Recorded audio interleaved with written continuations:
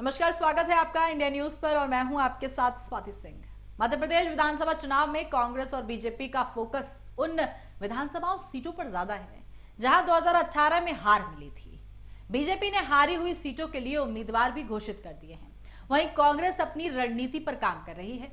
मध्य प्रदेश विधानसभा चुनाव के लिए आपको बता दें, जब सर्वे किया गया और सर्वे देखा गया जिसमें बीजेपी और कांग्रेस दोनों को झटका लगता दिखाई दे रहा है।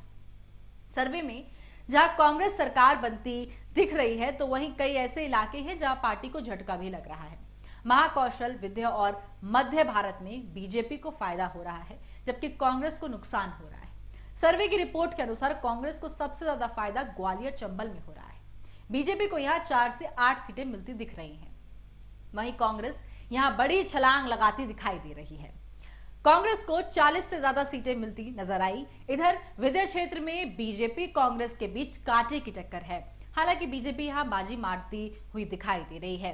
विंध्य क्षेत्र की 30 सीटों में से बीजेपी के खाते में 19 से 21 सीटें जाती दिख रही है, तो वहीं कांग्रेस के खाते में मात्र 8 से 10 सीटों का अनुमान लगाया जा रहा है।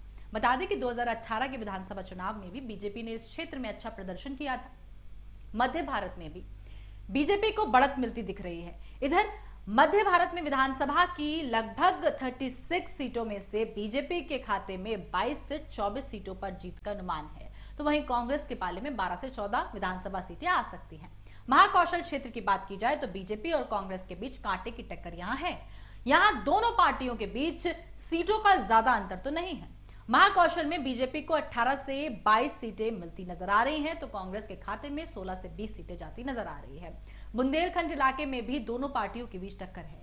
यहां की 26 सीटों में बीजेपी के खाते में 13 में से 15 पर बढ़त दिख रही है, जबकि कांग्रेस के खाते में 11 से 13 सीटें जाती नजर आ रही हैं। मालवा, निमाड़ में कांग्रेस को बड़ी बढ़त मिल रही है। यहां की 67 विधानसभा सीटों में से कांग्रेस के खाते में लगभग 41 से 45 सीटें जाती हैं, तो वहीं बीजेपी को महज 20 से 24 सीटों पर भी जीत मिलती नजर आ रही है।